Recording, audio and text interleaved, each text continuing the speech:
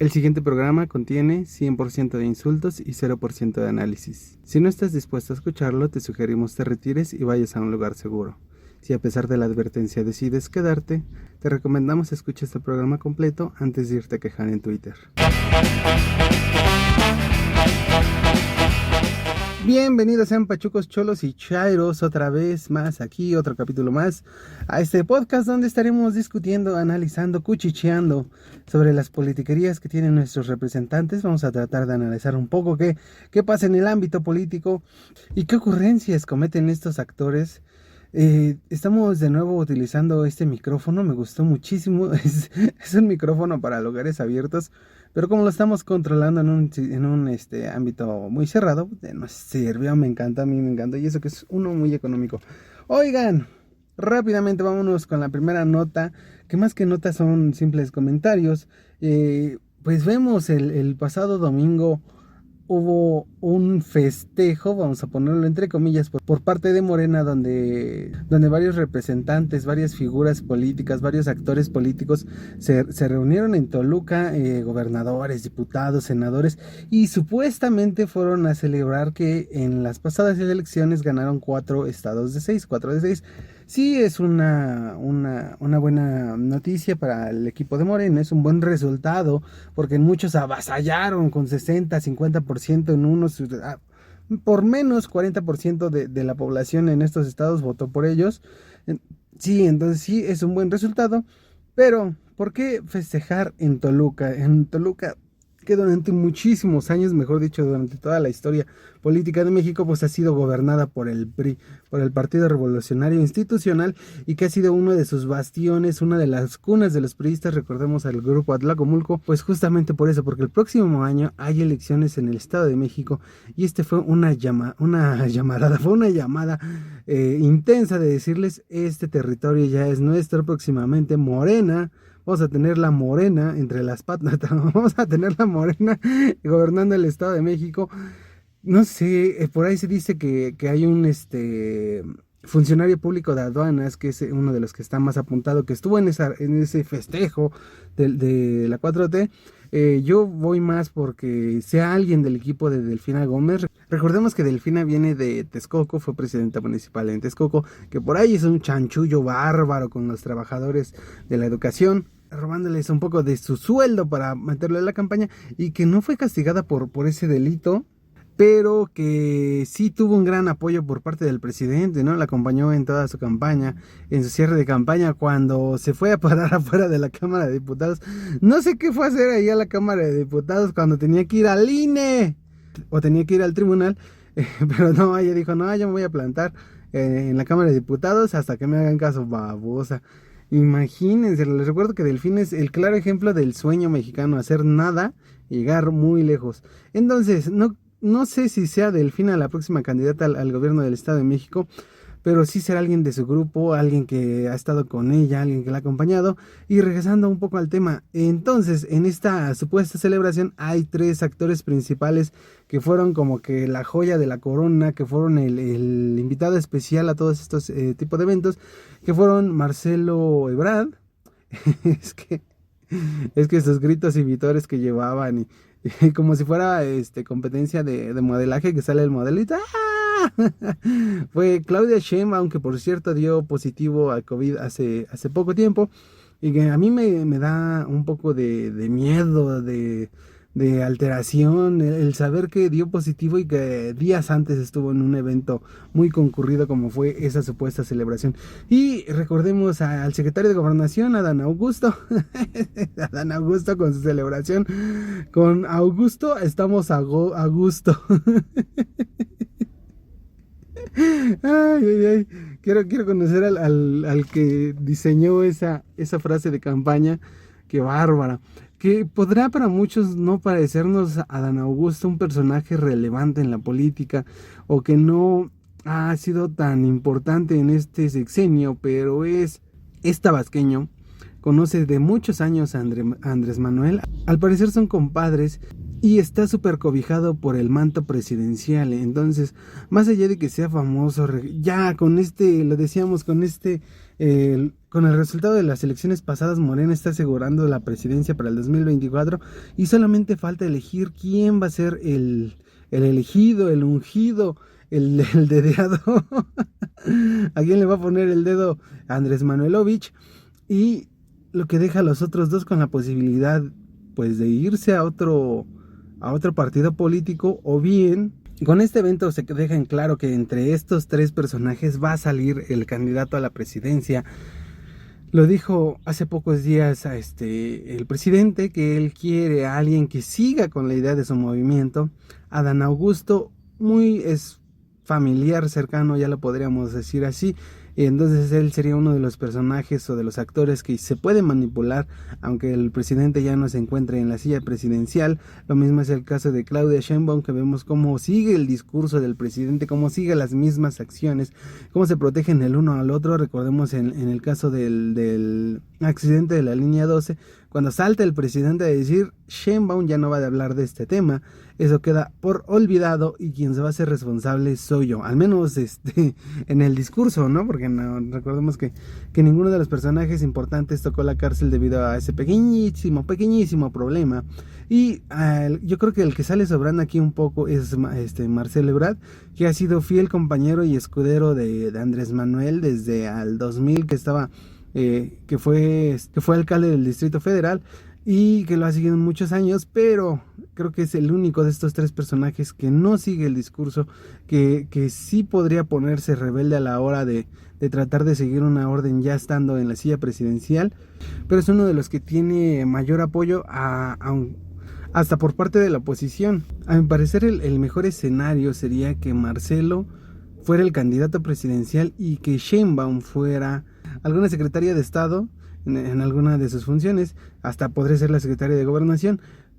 Así que aquí lo interesante va a ser quién va a ser el elegido, por qué va a ser el elegido y cuál de estos tres personajes va a tener esa hambre de poder tan inmensa de llenar, que terminará traicionando al presidente, a su partido, y se aliará con la oposición. Que hablando de la oposición, una de las otras notas que estuvo circulando fue una supuesta reunión de líderes priistas.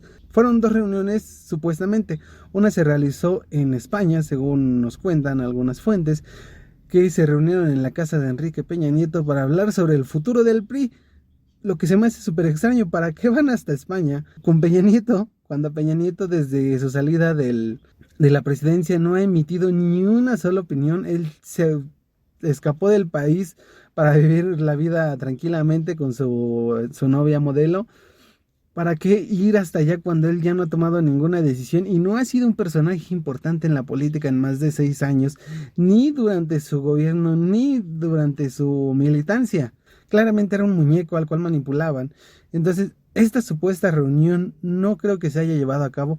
La que sí se llevó a cabo fue la de viejos ex líderes del partido, que se reunieron para hablar sobre la posible, no posible, ya está asegurada la destitución, pero sucede que hay varios personajes, principalmente que fueron puestos por Alito, o personajes que saben que si Alito asciende como candidato presidencial, Alito los va a jalar y los va a proteger, que son los únicos que se están oponiendo a que se quite a Alito.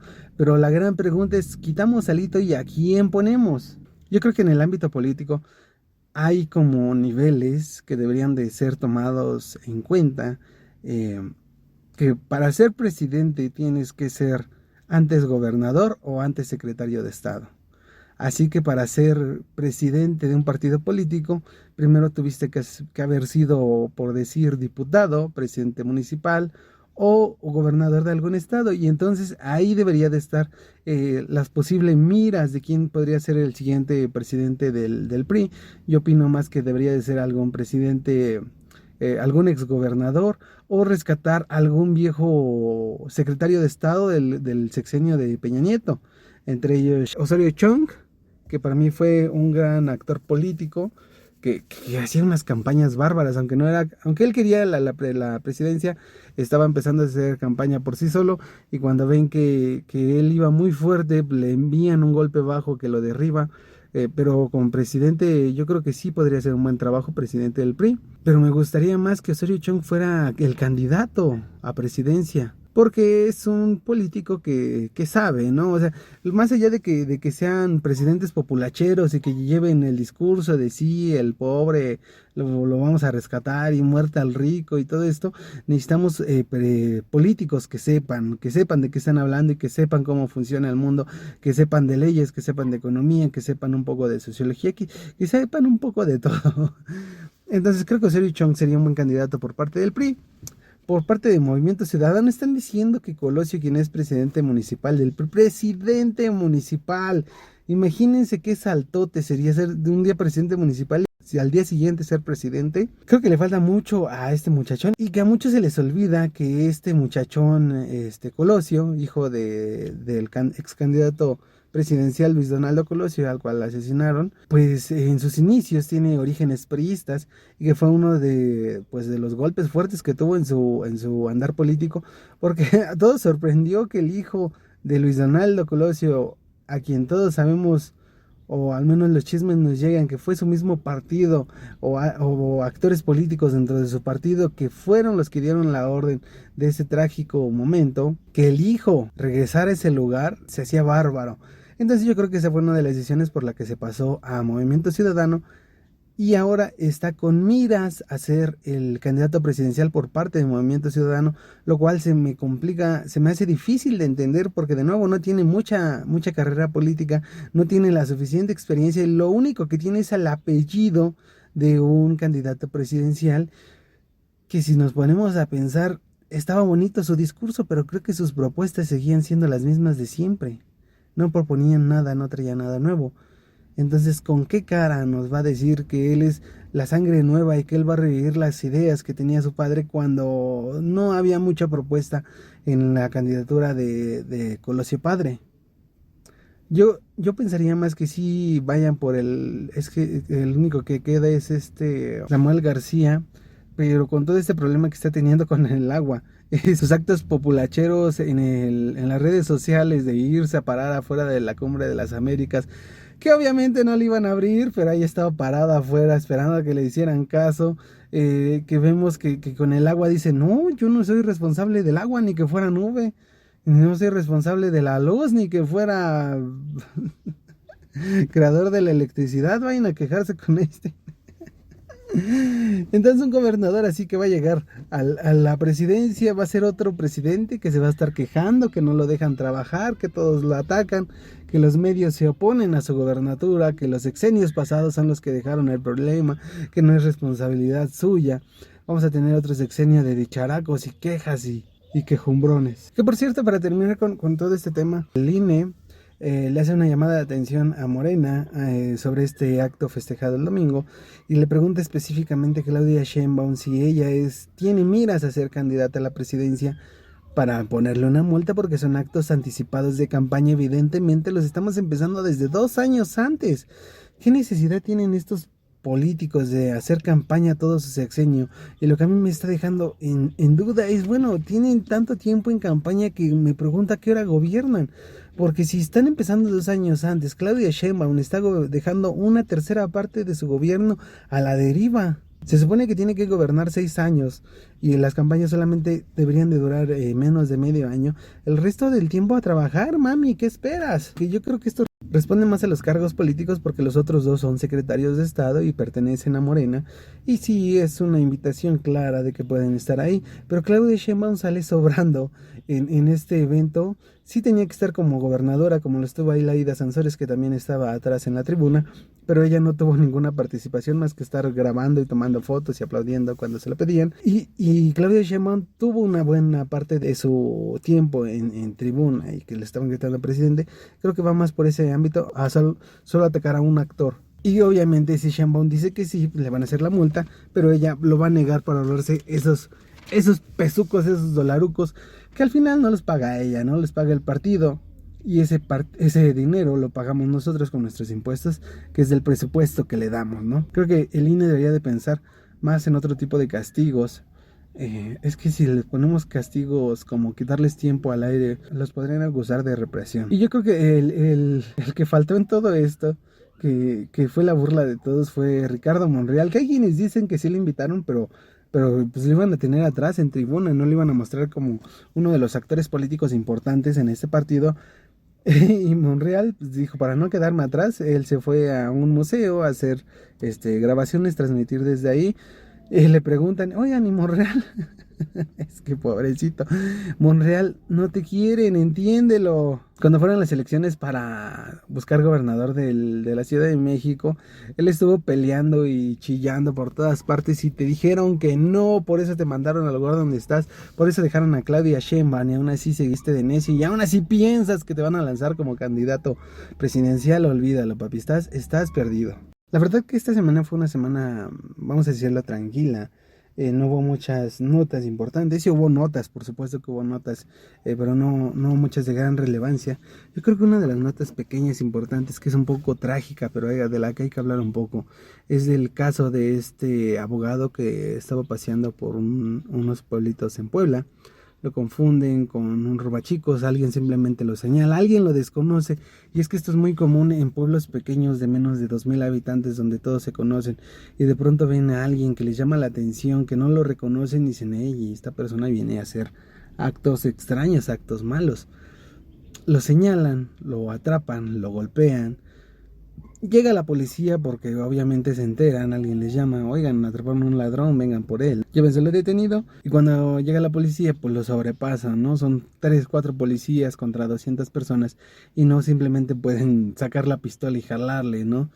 Eso sería muchísimo peor y se podría ocasionar en que en lugar de tener a un detenido y un linchado, estaríamos hablando que hubieran agarrado a los policías y órale, ustedes también, hubiéramos tenido a cinco linchados. eh, Cuando la policía se retira, ya golpeado, ya en mal estado esta persona, muchos testigos dicen que sí se identificó, que trataba de identificarse y que yo creo que esta es una de las malas acciones. Alguno de ellos tuvo que haber sacado la cartera y a ver, jovenazo, ¿usted quién es? Ay, cabrón, este güey trabajó en la Cámara de Diputados, suelten lo que nos va a caer la voladora. Lo llevan, lo suben dentro de su carro, lo meten a unas canchas y dentro de su carro lo queman y muere esta persona quemada, golpeada. Que es trágico, que se entiende. Hay quienes acusan la ignorancia de este pueblo y llama mucho la atención que haya sido en el estado de Puebla, que es el estado que más casos de intentos de linchamiento y de linchamientos concluidos que más registra tanto en el año como en toda la historia de México, desde los registros de los años 90 para acá. Recordemos que el caso de Canoa, me parece que fue en el estado de Puebla, que fue un caso con mucho interés, que hasta tiene su película y documentales y miles de entrevistas, y que esto responde en el del lado del pueblo, el pueblo sabio, el pueblo bueno, consultable y acarreable, pues que ellos tienen la necesidad de implementar sistemas de seguridad porque el Estado fallido no se los otorga y tienen que tomar justicia por su propia mano. Y del otro lado de la justicia, pues es imperdonable que este tipo o este grupo de personas, que ya no es un grupo, ya es una masa. Recordemos que la masa no tiene dirección, no tiene idea, no tiene cerebro. Esta masa de personas tome acción por su propia mano y cometa errores como este. Que se equivoquen de persona, que agarren a una persona inocente y la castiguen, la acusen y la asesinen sin tener ningún tipo de repercusión. Que la pregunta es esta, ¿cómo repercutes a todo un pueblo entero? ¿Les quitas el agua? ¿Les quitas el presupuesto? ¿Les quitas la luz? ¿Les quitas seguridad cuando lo que ellos están exigiendo es seguridad?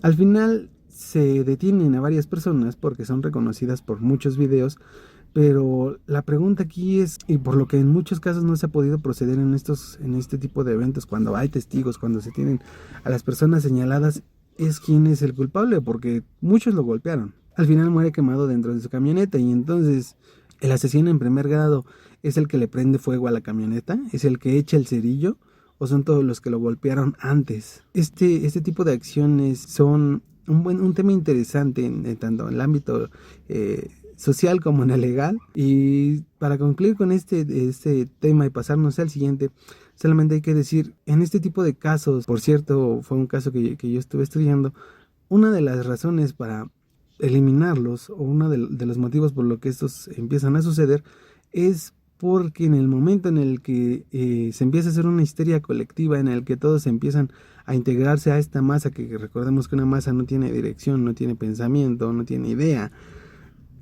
pierden la noción de sí mismo y se hacen partícipe de la masa y se sienten con total libertad, saben que no van a ser castigados, saben que todas sus decisiones la masa los va a apoyar y es por eso que se les ocurren mil cosas. Entonces, dentro de este momento, el individuo tiene un momento de libertad infinita, de satisfacción al estar golpeando a esta persona linchada, de estar destruyendo, de estar liberando toda la tensión de violencia, porque al final todos somos seres violentos que tenemos reprimido este sentir de violencia dentro de nosotros, que algunos lo logramos sacar, ¿no?